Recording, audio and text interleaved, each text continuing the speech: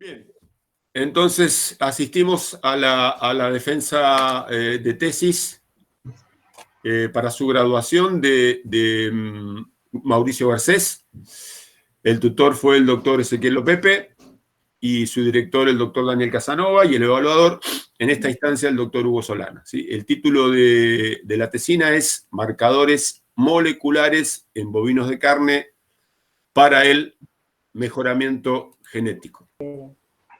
Bueno, muy buenos días para todos. Y como dijo Eduardo Castro, voy a presentar mi tesis de marcadores moleculares en bovinos de carne para el mejoramiento genético. En la Argentina, la producción de carne vacuna resultó variable durante el periodo 2014-2020. En el 2014 cerró aproximadamente con 2.670.000 toneladas de res con hueso. En el 2015, un leve ascenso con respecto al año anterior. En el 2016 se observó un moderado descenso del 3%. En el 2017 y 2018, en ambos casos, hubo un notable incremento del 7%. Y en el 2019 y en el 2020 hubo un moderado ascenso del 3% también en ambos casos. La tasa de extracción, es decir, la proporción de cabezas destinadas a faena con respecto al stock total, rondan valores similares al 23%. El stock bovino nacional cuenta aproximadamente con 54.7 millones de cabezas y se encuentra liderado por la raza Angus en un 62%, Hereford en un 15% y el resto de la raza en menor proporción. Los indicadores productivos son herramientas que reflejan la situación de una empresa y que nos van a permitir tomar decisiones oportunas. Podemos ver en esta primera columna los diferentes países y aquí un ejemplo de indicador productivo como la tasa de destete con sus resultados. Por ejemplo, tenemos en un extremo superior a Canadá con un 93% y en un extremo inferior a Brasil con un 49%. En nuestro caso, en Argentina es del 61%, es decir, que cada 100 vacas que entran a servicio, destetamos 61 terneros. Y si vemos la estadística, desde hace 50 años atrás, estamos en valores similares a este número. Esta diferencia de 32 puntos con respecto a Canadá nos hace visualizar un gran potencial de crecimiento, mejorando las medidas de manejo, de sanidad, alimentación y herramientas relacionadas al mejoramiento genético.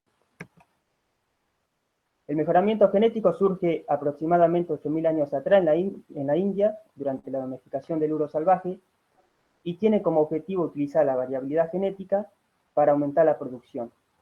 Por supuesto que estos cambios en un principio ocurrieron de manera empírica, inconsciente, porque la selección de los individuos se basaba solamente en la observación visual. Más tarde, con el objetivo o en realidad en un búsqueda de mayor precisión y objetividad, a la evaluación visual se le agrega la toma de medidas, de pesadas, ecografía, score y, bueno, ahora con el advenimiento de las nuevas tecnologías, aparecen para complementar a la selección los marcadores genéticos. Un marcador genético es una entidad genética y que se manifiesta como un locus que presenta una variación detectable y que se puede evaluar experimentalmente. Tenemos diferentes tipos. En 1960 aparecen los marcadores morfológicos, entre 1970 y 1980 los marcadores proteicos, y luego aparecen los marcadores moleculares. Y dentro de estos, aquellos que detectan variaciones en el número de repeticiones en la secuencia, como los minisatélites, los microsatélites, y aquellos que detectan cambios puntuales en el genoma, como los polimorfismos de longitud de fragmentos de restricción y los polimorfismos de nucleótidos simples. Los minisatélites fueron descubiertos por White y Weinman en 1980 en las regiones centromérica y telomérica de los cromosomas y detectan secuencias no codificantes de 6 a 25 pares de bases. 9 años más tarde surgen los se encuentran los microsatélites, que son regiones mucho más hipervariables que las anteriores, se detectan en las regiones teloméricas de los cromosomas y detectan secuencias de 2 a 5 pares de bases. Y en cuanto a los polimorfismos, longitud de fragmento de restricción, utilizan enzimas de restricción que producen corte en la molécula de ADN, y el estudio de polimorfismo, de este tipo de polimorfismo, consiste en analizar el número y tamaño de los fragmentos resultantes. ¿Escucha bien? Sí. Bueno. El polimorfismo se puede detectar mediante PCR. Los polimorfismos nucleótidos son considerados dentro del grupo de los más actuales y se consideran que se encuentran bien distribuidos en el genoma bovino. Se detectan uno cada 100, uno cada 1000 pares de bases. Bueno, aquí tenemos algunas de las características del marcador ideal: independencia del estado físico y de desarrollo del individuo, alta heredabilidad, capacidad de detectar altos niveles de polimorfismo, insensible a los efectos ambientales, detección rápida, fácil automatización, bajo costo y mostrar cualquier tipo de célula con núcleo. Aquí mencionamos en realidad 3 ejemplos donde podemos aplicar esta tecnología en selección asistida por marcadores. El primer marcador comercializado fue para característica de Marblin, también denominado grasa intramuscular o marmoleado, y el segundo fue para Carnes. En detección de portadores de genes que predisponen o confieren resistencia a determinadas enfermedades, y en selección genómica, como el caso de consumo residual o RPI. En cuanto a la evaluación de la calidad de la carne, el Marblin es uno de los atributos sensoriales de mayor importancia debido a que se lo asocia con la palatabilidad de la carne. Y para este atributo se evalúa la mayor o menor presencia de grasa intramuscular. De hecho, en algunos países se pagan bonificaciones por esta característica. Y se ha encontrado polimorfismo en estos 4 genes, en el gen de la enzima diacilglicerol aminotransferasa 1, la cual hay presente 2 variantes alélicas, el alelo K y el alelo A, y el alelo K hace que la enzima sintetice más triglicéridos en menor tiempo. Y el polimorfismo,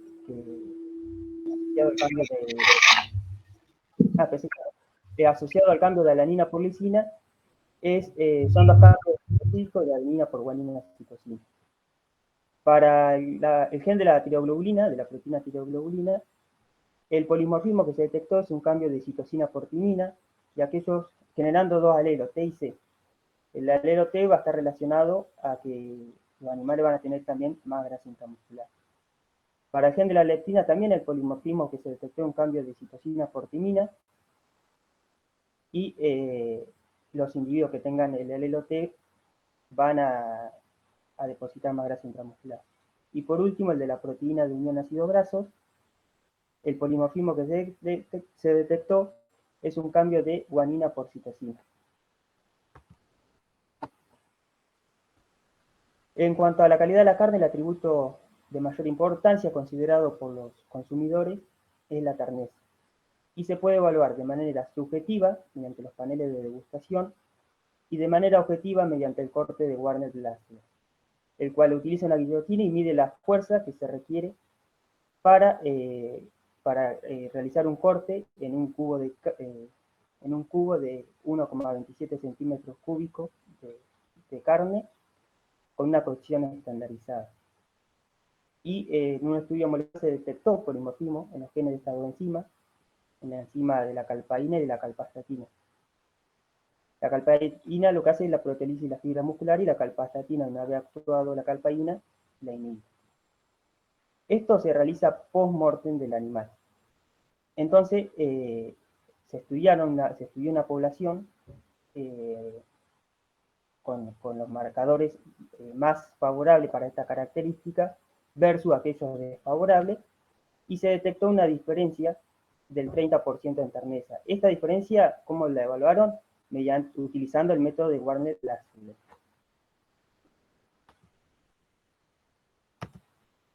Bueno, hay disponibles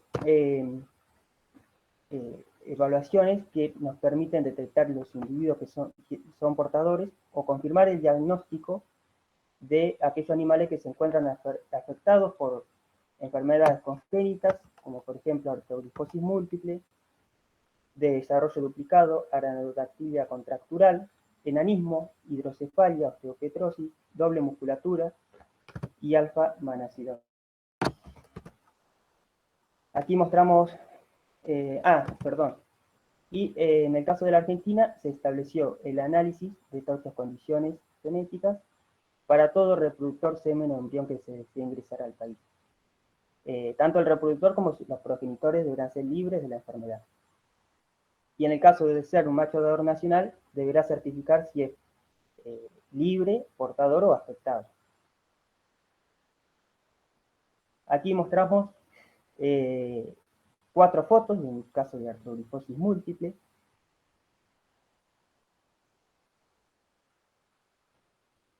Este de desarrollo duplicado.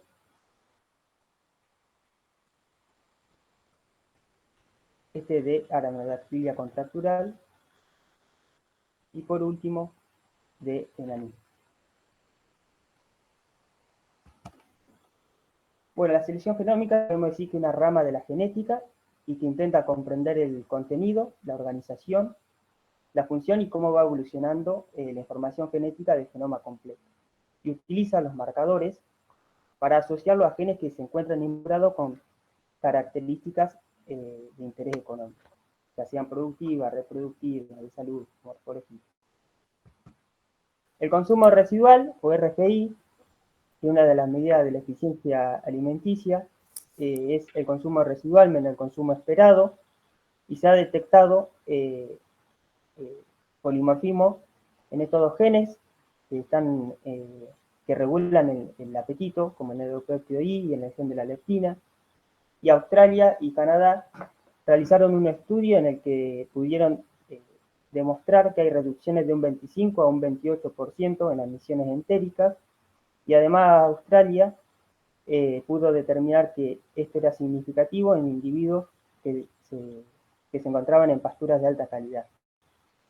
En cuanto a la eficiencia en el consumo en una población divergente para esta característica, se determinó que el